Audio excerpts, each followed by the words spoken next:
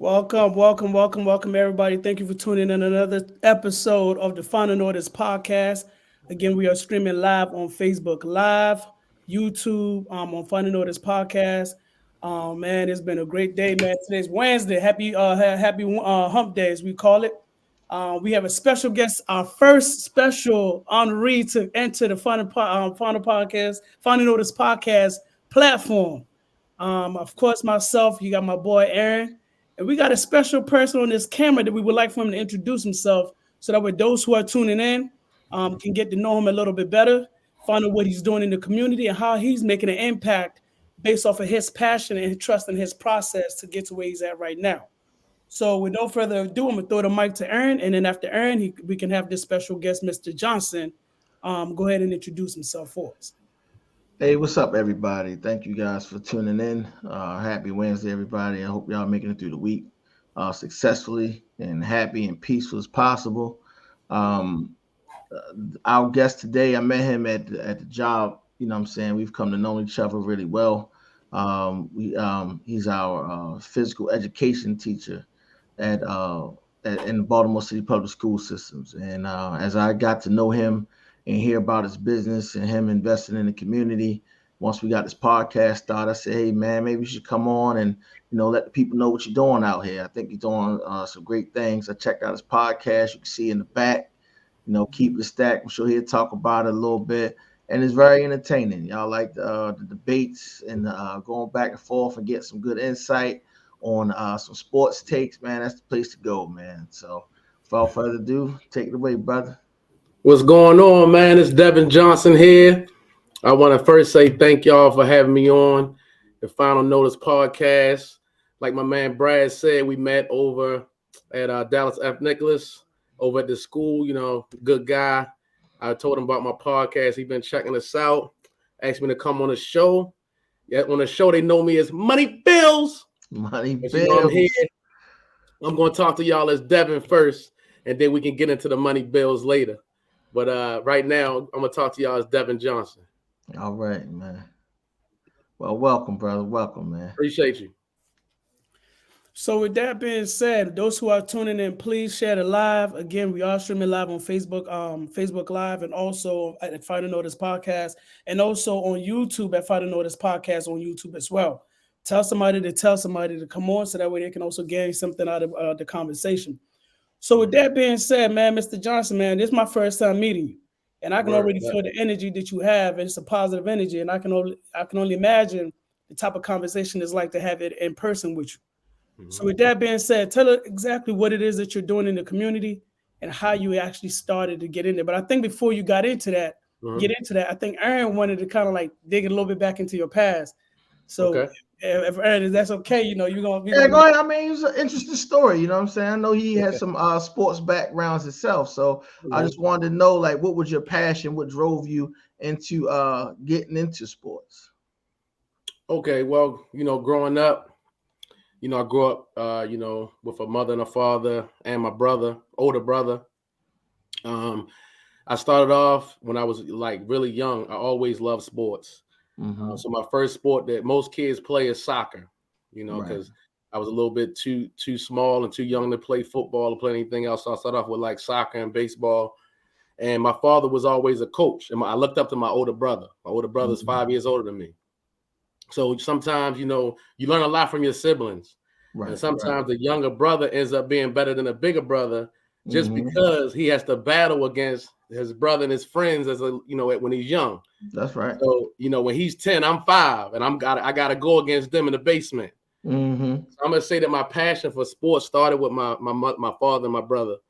I used to go to my brother's games all the time, watch him play, and I wanted to get out there. My father was coaching, and I just wanted to be a part of it. So, I grew up playing.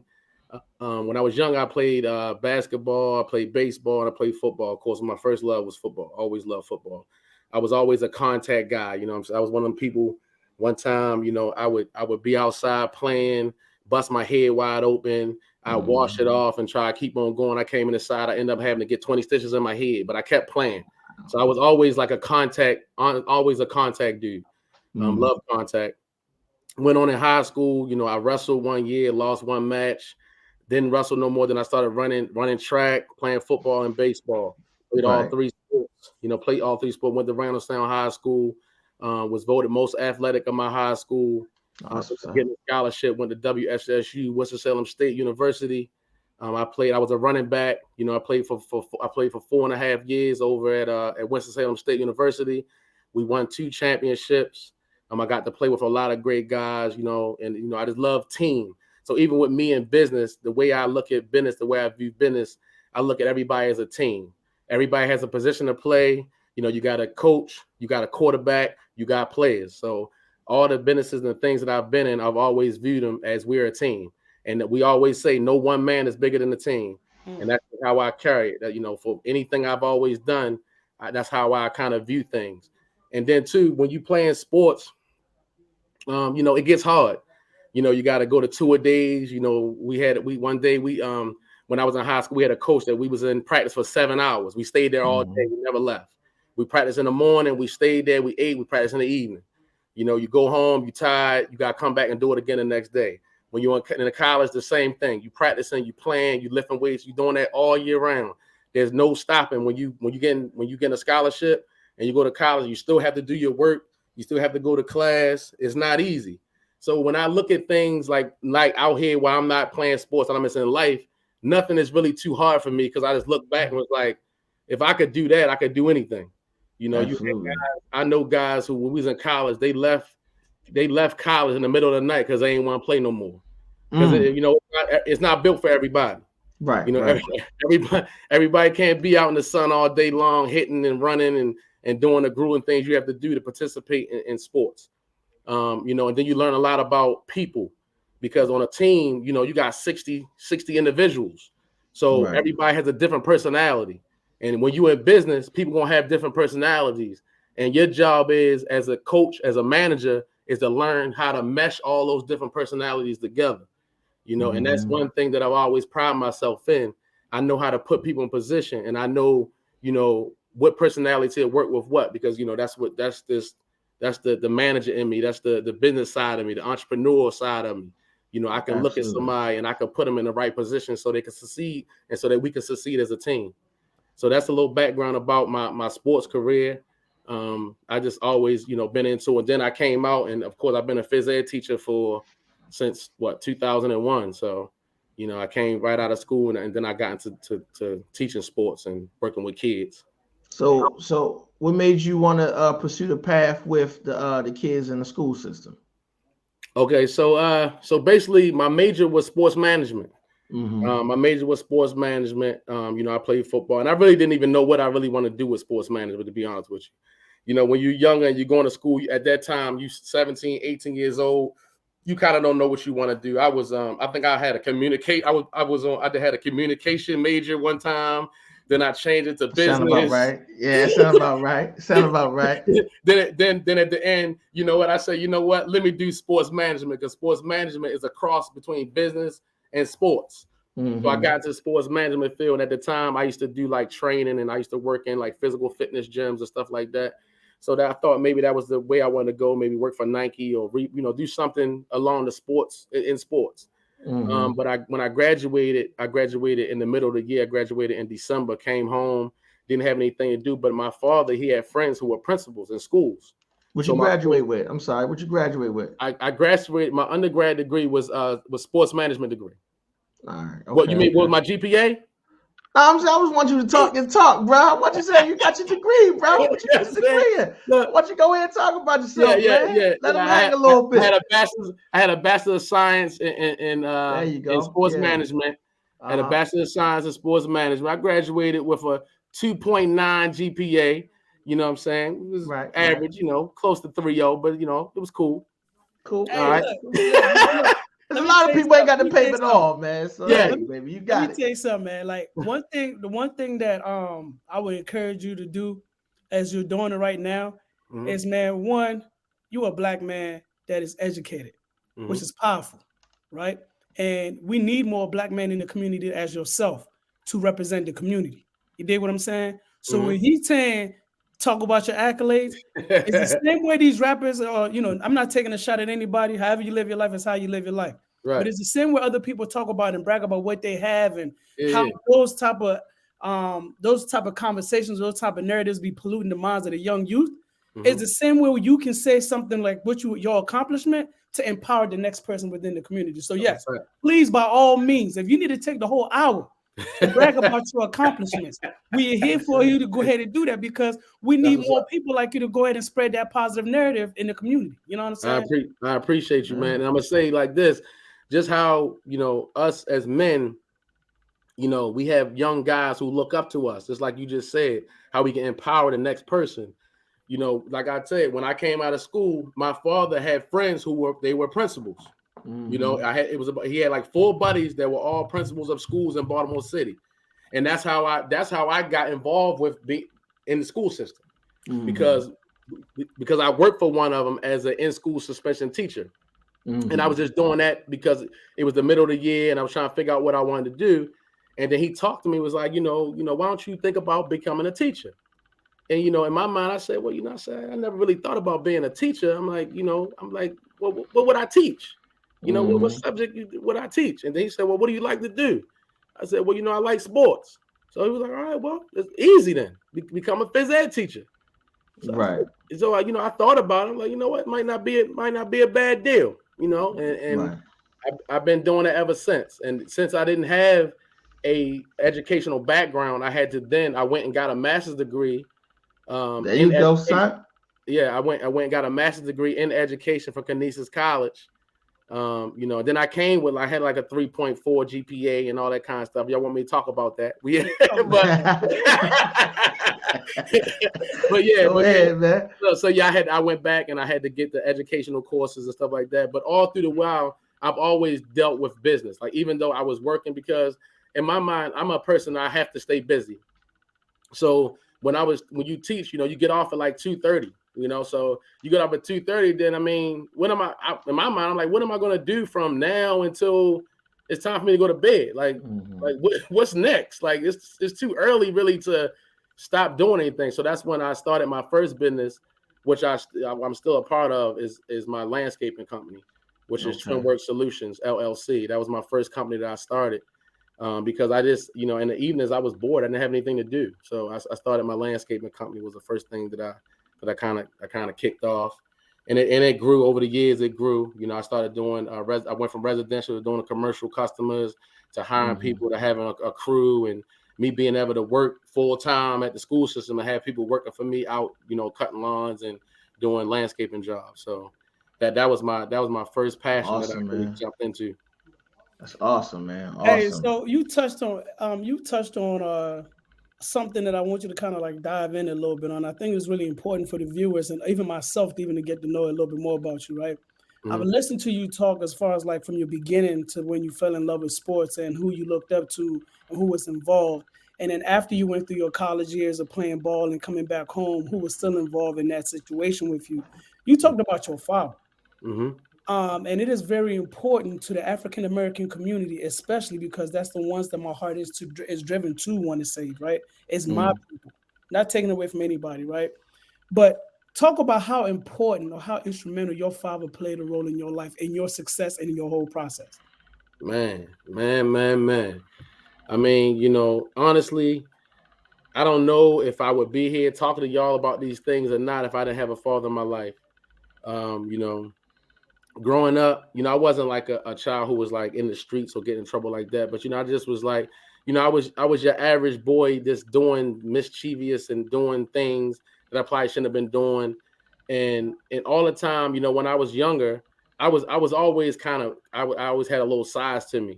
So like, you know, my mother would try to direct me, and I really, you know, sometimes wouldn't listen to her. I would kind of brush her off, you know, as a teenager and stuff like that. But I always had that father that like that rock. He would always like come and set me straight. Like I never could get away with none of that kind of stuff. You know, and I had buddies who only had a mother. So I saw the way they kind of talked to their moms and did what they wanted to do, hung out late and did certain things. And, you know, my father, you know, he never was one of those who played that. My father's from the South. My parents are from North Carolina. So, you know, a little bit my upbringing, you know, me working and doing all that stuff, like he had me doing that when I was young. Like I never could sleep all day on a Saturday.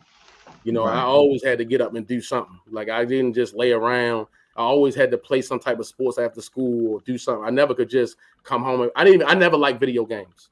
I never played video games. Like I never was one of them dudes that I'm just playing games and just chilling and sitting around. My pops ain't never had that. So like that was instilled in me from young. And to this day, I just can't sit around.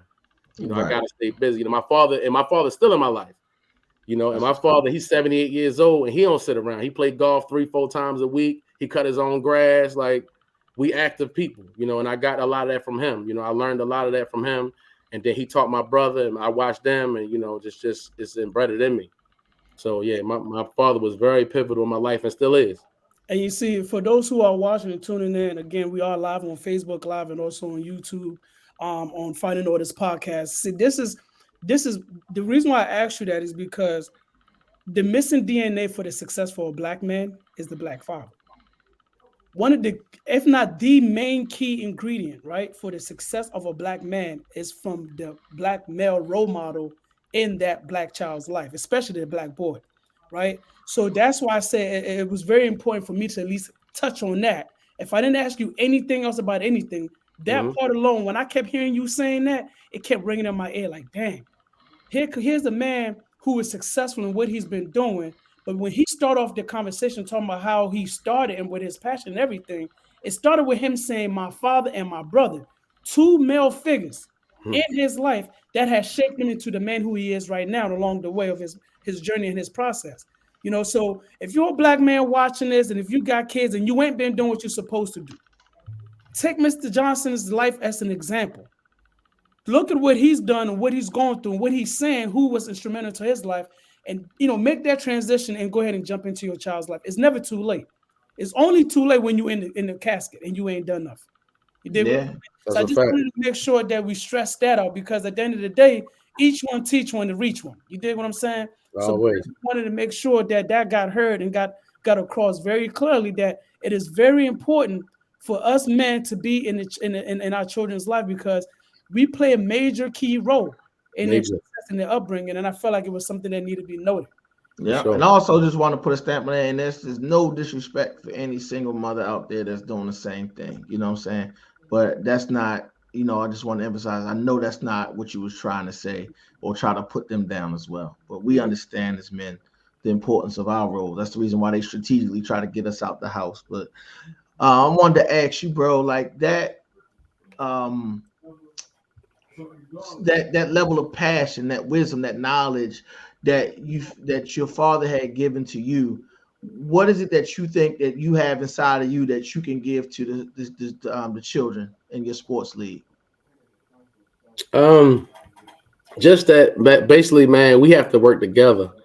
Just like I always talked about the team thing, like, you know, it's cool when everybody gets to where they get to, you know, on a solo tip. But when we work together and we bring somebody else up, like my man said, reach one, teach one. You know, when you reach back and you pull somebody else up, you know, that begins to form and shape whole generations and whole people like and communities. You know, like we can do a lot by ourselves, but we can do a lot more, you know, if we all kind of like work together. You know, and I always say the whole is greater than the sum of its parts. So, you know, all of us can do a lot of different things if we work together, and we see other nationalities do that. You know, if you look at other cultures and you look at other, they do that. They work together. You know, they live in the same house. They share their money. They bring each other up. You know, instead of being like crabs in a barrel, as though we're always competing against one another. And you know, we see that at an early age, even starting in the school system, where as though it's like everyone is competing against the next person. The girls want to look better than the girls. They want to dress better. And there's so much competition going on. Instead of them trying to help each other and bring each other up, you know, they keep tearing each other down. And all that does is kill us all as a community. That's so, right. You know, we need to try to work together more. If we work together more, we could do powerful things. We could do powerful things when we work together. Amen. So I think we're going to dive in a little bit into your sports league because I think that's main important because we want to find out what it is that you're doing in the community and how you're using all your personal experiences from elementary school, middle school, high school, college, going back to get your master's. How has that helped you with your league? Talk a little bit about the league, what is it doing, and how can people get involved with it? If you don't mind. Good. So I just started it. I purchased a franchise. It's called I9 Sports. You can go check it out, i9sports.com. And you can check it out. Whatever area you in, it doesn't matter where you are. This is a worldwide thing, where as though you can check out I9 Sports. It's a sports youth league. You start off with sports like flag football, baseball, soccer, basketball. They have volleyball. They have cheerleading. They have tennis. They have a range of different sports that you can get into. But basically, it's like I purchased a McDonald's. I purchased a franchise, whereas though I have the blueprint. There you go, i9sports.com. I have the blueprint of how to be successful in this business. And basically, the business is dealing with the youth. My business is located on East Baltimore and West Hartford, over on the east side of town, East Baltimore side of town. They have one over here on the west side where I am now. They have a current location of I9 Sports League, and they also have one on the other side of me. They have one in Frederick. They have a couple in Maryland. And they all doing pretty good. They all pretty much do the same similar things. But I will be running leagues over on the east side. I'm going to need coaches. I'm going to need venues. I'm going to need staff. I'm going to be hiring, probably about 20 or more people for my program. My program doesn't launch until September 23rd. That's the fall season, where I'll be starting with baseball, flag football, and also soccer. And my age group is from 3 to 14. So any kid from 3 to 14 can participate. We will take registrations. We will actually make teams. We'll break off the teams into age groups, and they will be participating in about 7 to 10 week span for a league. The thing about our league is it's not as rigorous and competitive as a lot of other leagues. We see a lot of leagues you might see on TV where you see the referees or the parents arguing at the referees, or the parents yelling at the coach about their kid not getting playing time. And it's very rigorous, and it's very like, these kids are young, and we're already acting as if they're like superstars, or if like they're going to the NBA from this next game that they're about to play. Right. So right. This league that I'm building, it's about learning the fundamentals. It's about having fun. Okay. It's also about getting some exercise. Okay. So if your child is one of those people who they want to learn how to play sports, they want to learn how to play soccer, they want to learn how to play baseball, flag football. Okay. And you're not going to have somebody. I'm a big time football guy. I have godchildren that play sports. I even seen coaches on the field yelling at the kids and grabbing them by the face mask and, being real aggressive. That's a turnoff. Yeah, we don't need them. Okay. That's a turnoff. This league is not about that. Okay. This league is about teaching the kids the fundamentals of the sport. It's about having some fun. Okay. All right. And it's also about getting some exercise. All right. And it's very convenient for parents, because the way I9 Sports does it is you practice on Saturday, and then after you practice, you play a game. Okay. So we're not taking up a bunch of your time with 3 and 4 or 5 practices during the week, and you got to bring them back on Saturday. You bring them on Saturday, they practice for an hour, and then they play for an hour. So they get both. They get their practice in, where we work with them, and then we formulate and we play a game. And so they get the game time in, they get that in. So it's a great league, a great beginners league, a great league for people to get the fundamentals and learn the concepts of sports, learn how to play along with team, learn how to have some fun. Okay, and it's not all rigorous and serious, whereas though we're yelling at the refs and we're yelling at the coaches, and that's not a part of this league. Is this a co-ed league? Yes, definitely.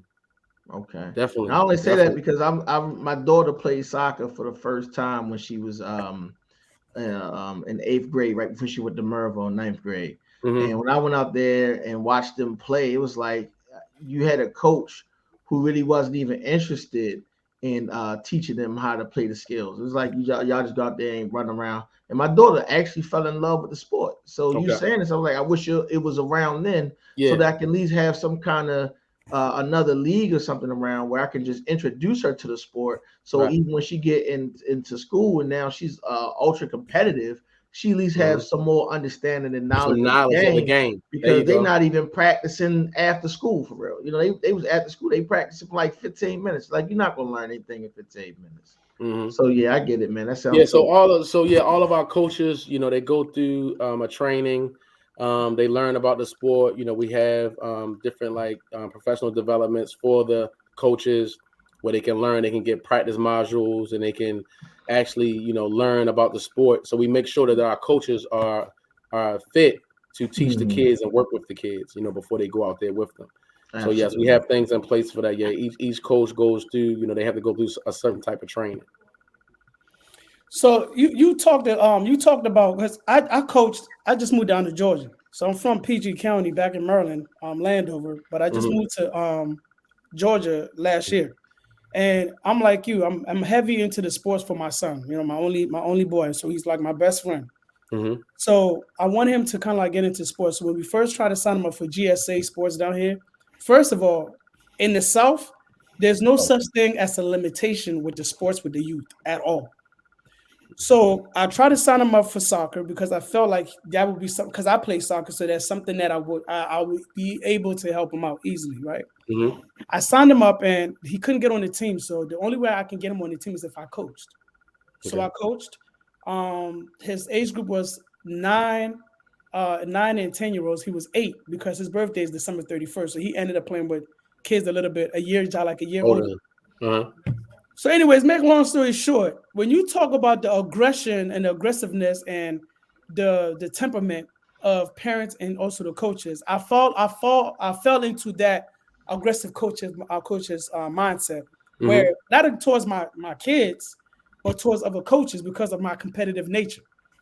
I got into it maybe like one coach, one referee, and 2 or 3 parents.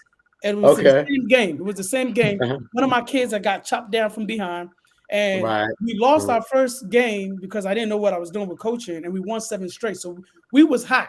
We was like a hot team. So when they shot my player down, you know, you got riled up. Yeah, I'm thinking like a parent first. Like, yo, that's my baby boy right there. You know, so I run up there, I'm like, yo, ref, what you doing? La la la. But it was the aggressive way that I went at it, and my kids started looking at me a little different. You get what I'm saying? So as somebody that's starting a league that played from the elementary school level to middle school level, high school level to college level, right? What is the most? How important is it with that temperament when it comes to not even just the parents, because some of the parents are killing the youth when it comes to sports with that temperament. Oh yeah, they burn them out. So what is the importance of us as the parents not being over aggressively trying to pursue the kid's dream? Well, our dream through the kids. Right. We're trying to live our dream through our kids. Right. Yeah. So one thing that I9 Sports does, we have meeting with the parents. We send letters out to the parents, and we have the parents fill out basically like it's like a request for them, and we tell them certain things that we're not going to do. We're going to cheer on everybody. You know, we're gonna cheer, we're gonna high five, we're gonna do those type of things, but we're not gonna do the negatives, like the negative stuff and the taunting, you know, the other team and stuff like that. Like, that's not gonna be a part of our league. So if you're a parent and you're coming out, you know, of course we'll put you to the side. And I'm a competitor. I understand where you're coming from. I'm a competitor. I played sports my whole life. So yeah, I can get riled up and I can get pumped up, but in this arena right here where we're dealing with the kids and we're dealing with children, we gotta gauge it, because you can easily turn a child off from participating in sports. You know, you got an 8-year-old and you in this grill piece talking about you didn't do that. You know, that can deter a kid from even wanting to play anymore. Absolutely. You know, everybody's not built the way we were. And everybody's not built like that, whereas though, you know, and if they are, they need to be in a more rigorous program, maybe playing AAU or doing some other type of thing and playing tackle football or something like that. Maybe that's, you know, what they do over there. But in this program, you know, it's more geared towards we're teaching. You know, we're teaching. We want kids to learn, and we want kids to have a good time. Nobody's having a good time if somebody's yelling at them. You know what I'm saying? Like, if you in somebody's face and you yelling at them, saying you missed that block and you didn't do this, and you know, they're not having a good time. Absolutely. You know what I'm saying? This is extracurricular activity. Nobody's getting paid. right. Yeah, you know what I'm saying? Yeah, nobody's getting paid, man. You know what I'm saying? No NILs, right? Yeah, no NIL deals. You know, I know the parents, you know, they're pumped. You know, a mother sees her child, oh yeah, he gonna be the next this and that. That's fine. We want him to do that. Okay. But we don't want to beat the kid up so much, and we put so much pressure on them, you know, that when they have a bad game, now in their mind, they're thinking, oh my gosh, you know, I had a bad, they're crying and they upset, and you know, it's the end of the world, because it's not. It's not. Right. You know, as competitors, we have to learn how to win and we have to learn how to lose. Both of them take some learning. You gotta learn how to do both in life and in sports. So when you're choosing your staff and you put your people together in your hiring process, what are you looking for in leadership? I mean, it's funny because we actually just did a podcast not too long ago about men in leadership. You know what I'm saying? So when you're choosing your staff, you being the director of it, like what are you looking for in your volunteers or your people that's coming out to work in this program? First of all, I'm looking for energy. Absolutely. You know what I'm saying? I'm looking for energy, man. I don't want nobody walking around, you know what I'm saying, their head down, they moping and pull. I'm looking for energy. You know, I want people that can put a smile on people's face, can get the kids motivated, get them excited. You know, they want to have fun. They're good people. They're good people. They're good with the parents. They're good with the staff. You know, someone who is good with people, you know, and also good with the children. You know, because we're dealing with kids. We're dealing with little babies. We're dealing from 3 all the way up to 14. So you have to kind of know, and you can't be you have to be different with all those groups going up, you know. So, but you have to learn how to adapt and deal with those different levels. And you have to learn how to adapt with parents. You know, you got to be a person that can not escalate things, but de-escalate things, you know, because it's going to be times when a parent's going to be upset or a parent's going to be mad, but you have to have that temperament, whereas though you're a de-escalator. You're not a person that's going to put fuel on a fire and now, you know, we got some big argument out there going on. You know, so I'm looking for those. Very important. Very important. Yes. Let me ask you a question, because when we talk about Baltimore, I lived in Baltimore. I went to school at Coppin State University with Aaron, right there on the west side, North Avenue, North and Warwick. That's right. And when we talk about Baltimore, the first thing that will come up for anybody that has never lived in Baltimore or from Baltimore will be thinking about the crime rate in Baltimore. And you touched on the age groups that you're starting the program with, particularly the ones I want to talk to is pretty much maybe about like the 11 to the 14. Okay. Because at 10, you still have some type of little bit of control on that child. I know Baltimore children are a little bit more different in regards to the environment that they're raised in, so they have some quicks about them. You know what I'm saying? But how would this sports league? Because I'm telling you right now, personally, not being from Baltimore, but just somebody that lived in Baltimore for about 4 or 5 years, and knowing, especially on the west side, knowing how important the community needs some type of structure to save our children. How do you feel like this league will maybe be the saving league to help bring down some of these senseless violence in Baltimore City?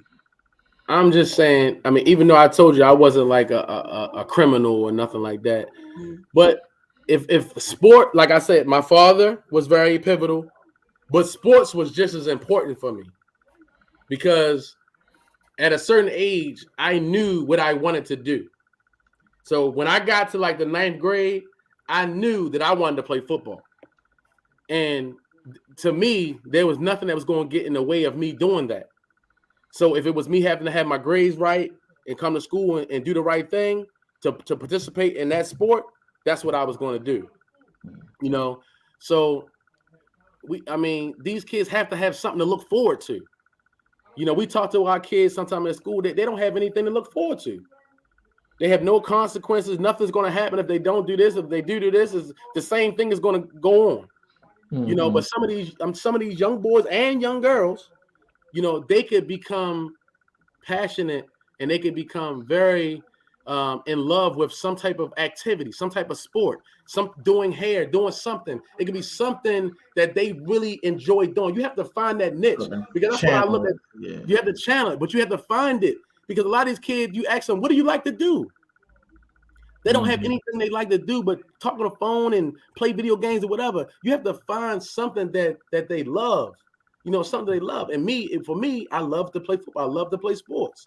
So that kept me in line to where I got to an age where I was old enough, I was more mature enough where I didn't even want to do that dumb stuff anymore.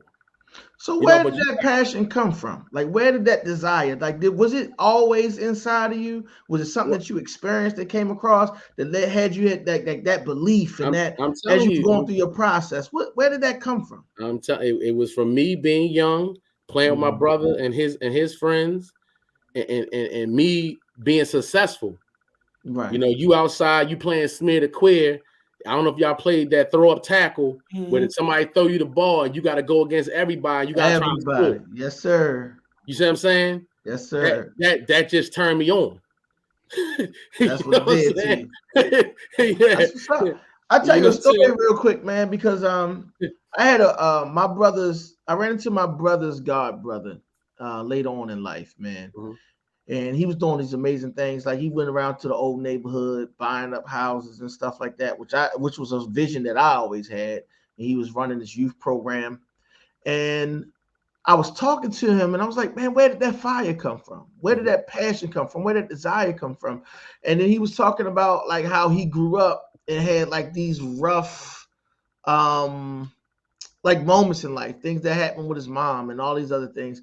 And it made me sit back and think like, you know, so certain circumstances and certain things pushed him to have that passion and that desire to become successful. You know what I'm saying? Whereas though like me, I grew up goofy. You know what I'm saying? Like, you know, I was a mama's boy, like to the T.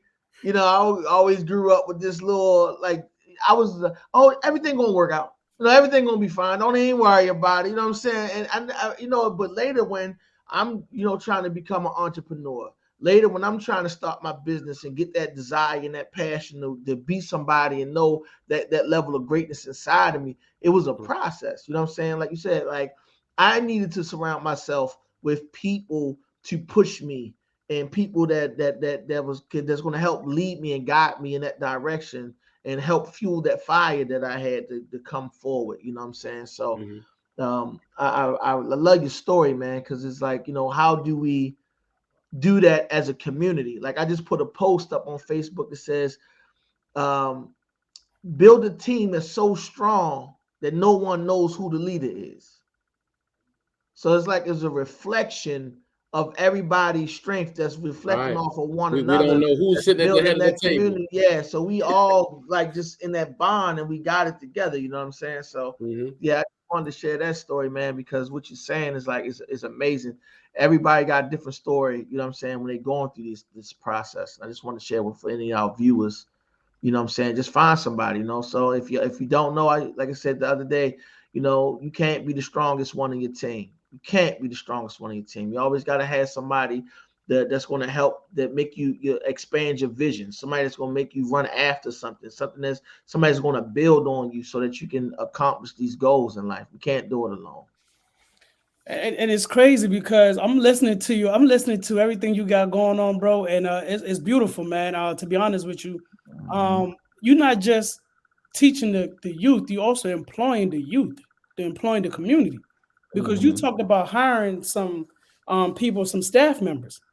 So your vision or your passion is turning to a branch of an extension to help other people to get to maybe something that maybe they want to see how good they are, financially help them out, you know, to at least, you know, to however it's going to help them out.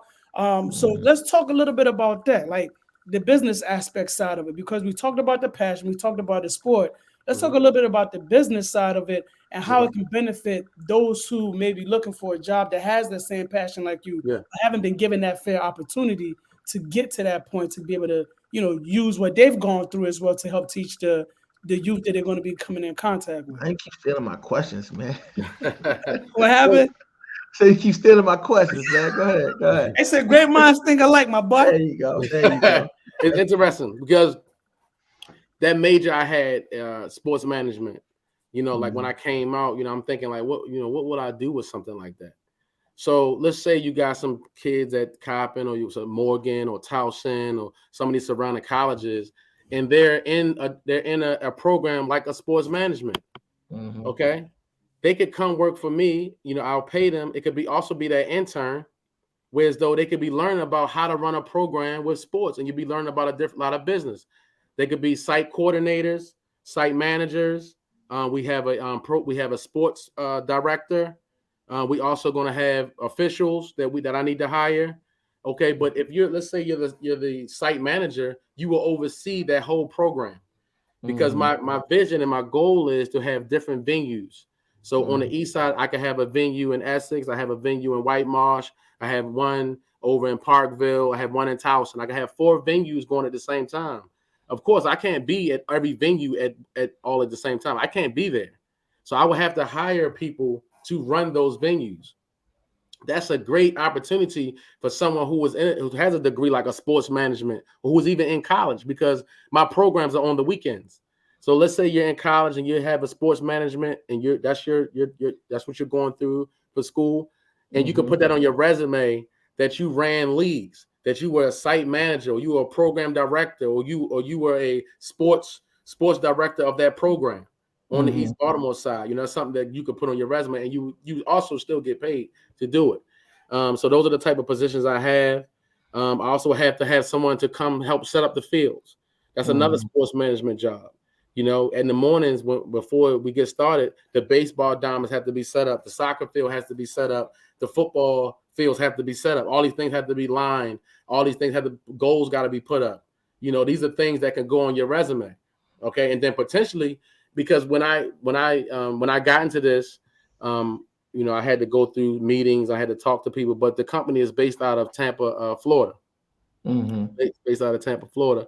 And I had to go there. I had to go to Tampa. And when I went there, I met with a lot of people who were buying into a franchise just as I was. And some of them, they were buying their second franchise. So you had people who already own one franchise, and they were buying another one in another area. But some of the people who I sat down with, they were people who worked for a company, and they were like a sports director, or they were a site manager, and they got into the business and they learned it. And they said, you know what? I want to buy my own location. So some people who I went down there with when I was in training with, they had been working with the company for 15 years or more. Right. But they saw the opportunity and they wanted to go off and purchase their own. So, you never know where it could lead to. It could lead to you owning your own franchise, you owning your own company. And that's what it did. Y'all need to tap in. If you in college, Coppin, Morgan, UMBC, anywhere, State, if you University of Maryland, Howard University, wherever you at, you in that area, man. And if you are in that sports medicine, I know I took that was my intended major, was sports medicine. Okay. At Coppin. If you into sports and you're looking to get that hands-on experience, please tap in, man, because this is something that can be a beneficial to you down. Yeah, I know I gotta get my application. I'm gonna slide that in there. Yeah, man, ain't no question. Yes, sir. Ain't no question, man. Ain't no question. I need people. And like I say, I'm just trying to build a team. Yeah, because I can't be everywhere all the time. I can't be there. Right. So I need to have good people in place at my different location, at my different venues. I have to have people in place. So what advice would you give someone who is struggling to trust their own process? You know what I'm saying? And somebody that needs to believe in them and their own work and their own process. What kind of advice would you give them? You got to take a chance, man. You know what I'm saying? If you don't play, you can't win. So if you don't trust your own process and you don't put forth the effort and you don't attempt to try to do something that you really want to do, you'll never know, and you're gonna fail. You know what I'm saying? You're gonna fail anyway. So why not try it? If you fail, so what? You get up and you try it again.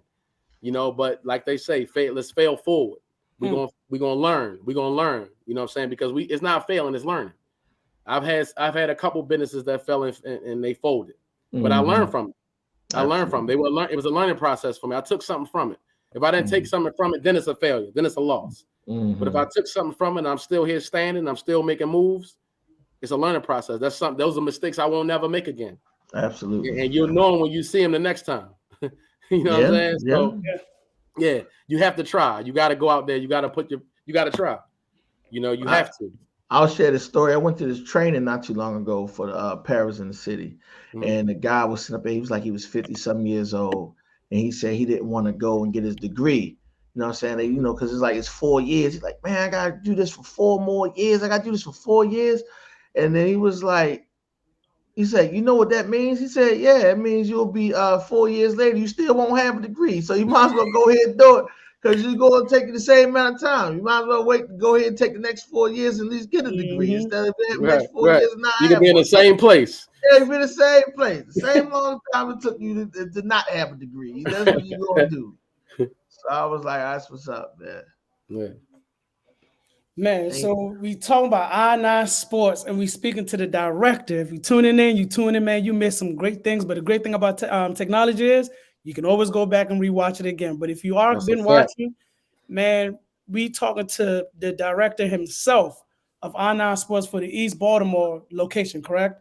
Correct. Man, and we talking about trusting the process, and you know, just him sharing his past experience in regards to how his passion has led him to where he is, those who were instrumental in his process. And we talked about the parents.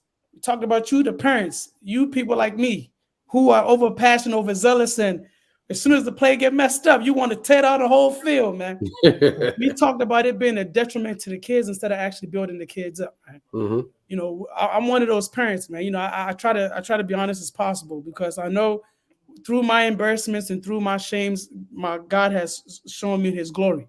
So, you know, I always like to share my stories in regards to how I'm honest with people.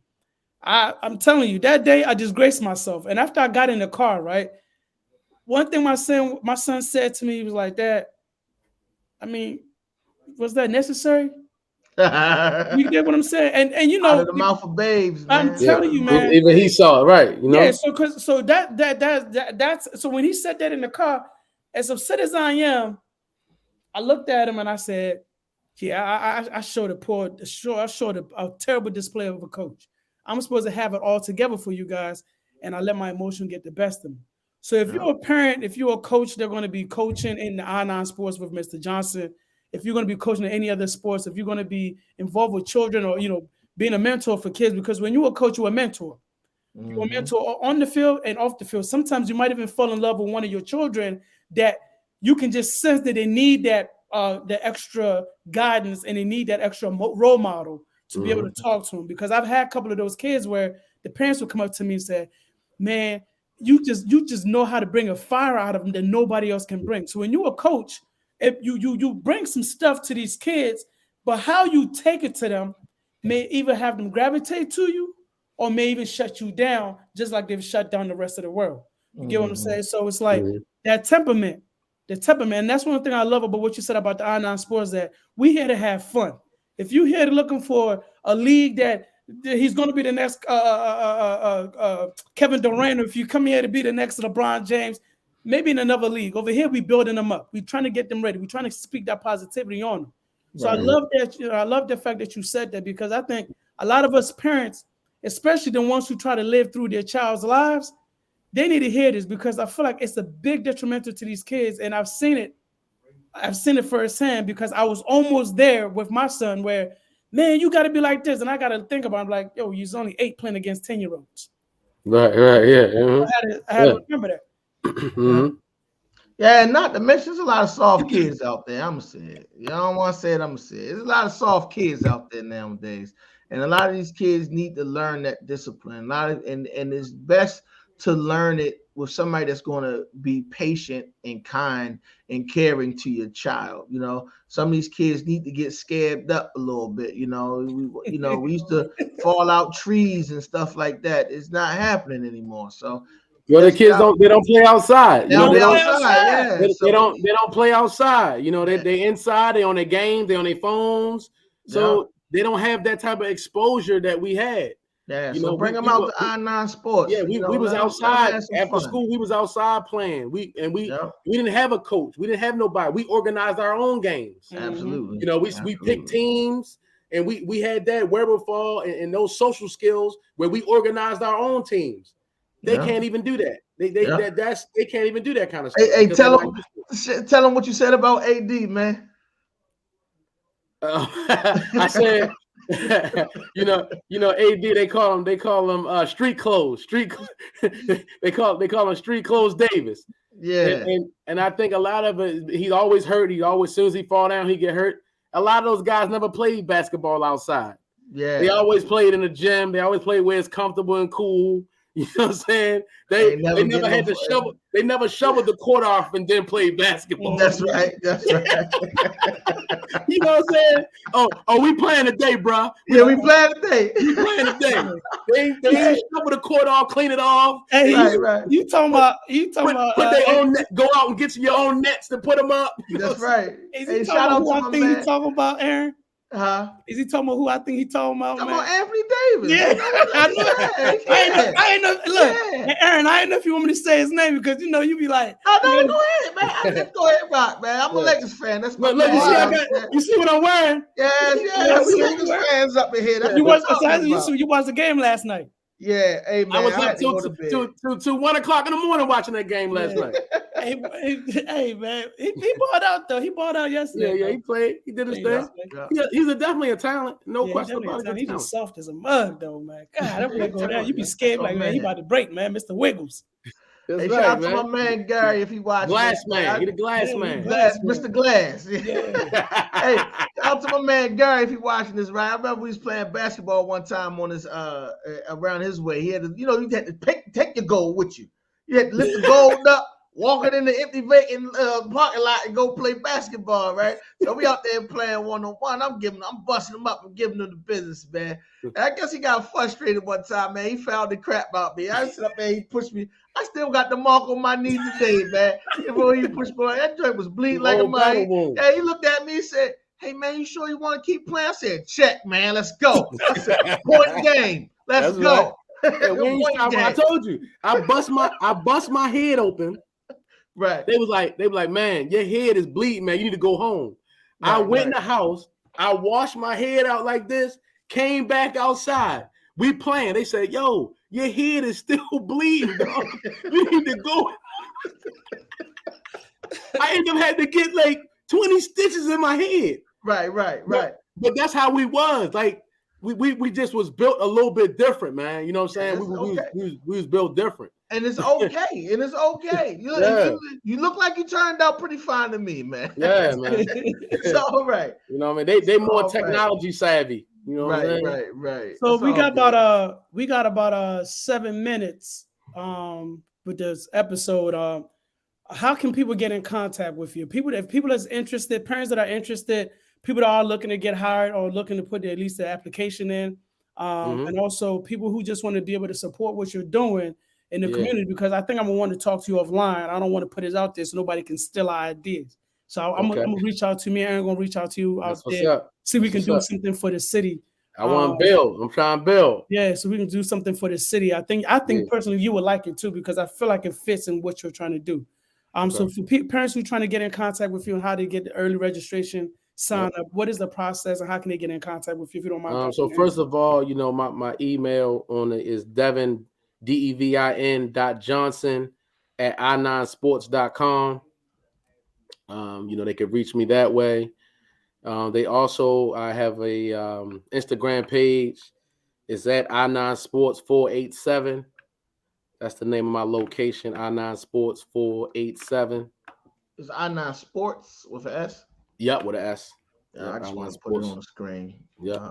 And the importance of having a producer on your show. There you go. Yeah, I know, man. Put a dot between it. Devin.Johnson. Devin.Johnson. Let's see. I'm gonna see if I can edit that. I don't know if I can edit that. Edit that for me, homie. Edit that for me, big homie. Hey, look, that's why I told him the first time. I said, "Hey, man, make sure you shot your wife out, man." Hey, that's right. We need her. She's doing real good. Behind every great man is a great woman. Hey, man, that great woman. Hey, look, that great woman, where she got this crazy part-time job, and I'm like, yo, why do you work? You don't need the job. She's like, I just like to be out there. I'm like, I get, So she was about to leave, and I'm like, yo, today's Wednesday. We need you right for the show. She said, man, you know what? I gotta go in. I said, man, how much they paying you? We gonna pay you. We gonna. I come back home, she gone. That's right. That's right. But shout out to my wife Dana, man. She's For been doing sure, an shout awesome job, man. She's been looking out for us with the producing, helping Definitely. us with all this stuff. This new. Me and Erin never did this. She always Never, took care of man. it. So sorry for the delay and maybe not having your information up. We'll tag it in the video so that way if anybody can get in Oh, contact good, man. I with you as well. appreciate you. So definitely appreciate you. So before we go, something that we do every episode. We always want to find out what is your final notice for the week. Like, what is some gem you want to drop on the community? What do you want to drop off? I'm gonna let you go since you're the guest. Again, if you tuned in, Final Notice Podcast, we had our special first guest, our brother Mr. Johnson, repping the I9 Sports. You know what I'm saying? Right. The director of I9 Sports. I'm gonna say it like this, man. Work hard and don't be afraid to fail. Because if you're afraid to fail, you'll never accomplish anything. You know what I'm saying? Right. If you're afraid to miss a jump shot, you'll never make one. That's right. Okay. Work hard and don't be afraid to fail. All right. Failing is learning. And if if you're not doing, you can't fail. So you have to, don't be afraid of that because it's a part of the process. Every person who's made it, who is great, who has done big things, they failed. Trust me, they failed. Don't be afraid of that. Once you become afraid of that, you're never going to get nowhere. You can't be afraid of making mistakes. Facts. Money bills. Yeah, that's what I gotta say, man. There you go. Yeah. I guess I'll go. I'll say sometime if it's okay sometime to rest. You know. I know they I'm gonna try to be short as possible. They say put on the whole armor of the Lord, right? The thing about having the armor is you take so many blows, you take so many hits. If you don't take time to sit back and assess your armor, you never know where the weak part's at. And you never know when that final blow is going to come and take you out. Sometimes you need to sit down and just assess your armor and find out what's going on with it. Because you never know where that next blow is going to come from. So I would just say meditate, like you said, get back to your plan, make sure you find your vision, and then and know that you are enough and you are worthy. And that's shout out to my mans that I had the conversation with. I ain't gonna put them out there like big that. Talk, big talk. We had a talk earlier, man. You are enough. Just know that. Sometimes you just gotta reset. Yeah, that's deep. Man, I don't even know how to top y'all's off. Y'all put some real good jewels out there for the community. I think what I would say is, man, I'm gonna go back to what I went to a couple of weeks ago, man. If you know anybody that's dealing with mental health, suicide, please, rather than making fun of them or talking about them, rather than writing a post about them on social media or clowning them on any type of level, be a savior and reach out to them, man. Give them some support, give them some help because mental health is real. It is something that somebody deals with mentally that you can't see, but they see it daily. So if you know of anybody that's dealing with mental health, educate yourself from it and do your best to assist them in any kind of way, whether if you're speaking some words of positivity on them, just encouraging them or just taking them out the house because they like to be isolated. That's one of the big signs of mental depression or, mental illness, anything like that. So that'd be my, and if you know anybody that's suicidal, man, please give them that suicide number, man. Let them call and talk to somebody. Hell, give them my number. They can call me. I would talk to them. I would do my best to make sure that they know that they are loved. God created it all as one, and as one, we must each one teach one to reach one, man. So that'll be mine for the day.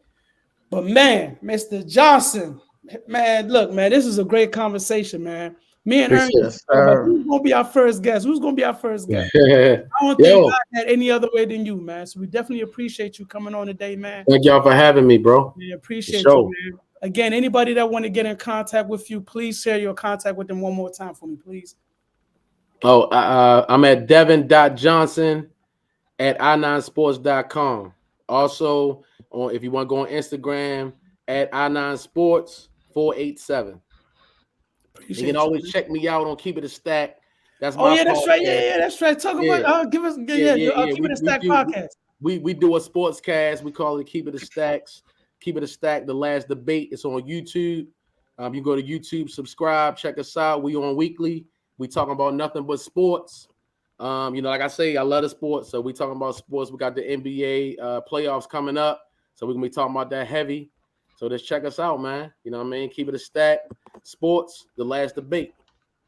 And what you think they're gonna do, man? What you think they're gonna do? They barely make that 7. You think they're They're gonna gonna make get some noise? demolished by the Memphis Grizzlies. That's you know what?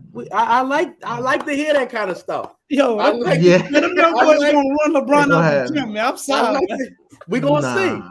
Them they ain't big enough, bro. The thing about it is them young boys ain't been there before. See, don't ever underestimate that. Experience and wisdom, buddy. Don't ever underestimate that. They ain't been there. They ain't been there. But I need somebody else to step up. I need somebody like last night.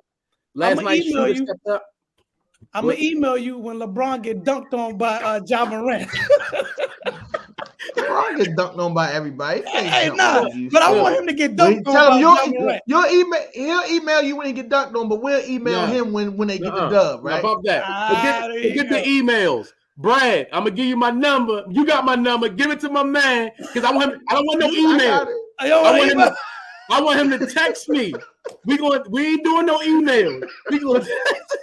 That's right. That's right. Hey, man. With that being said, man, thank you so much for tuning in, man. Yeah, it's been another wonderful episode of Finding Notice podcast, man. Man, brother, man, we enjoy you having you come on, man. We need to do a cross. We need to do a cross podcast. Oh yeah, that'd be tough. Man.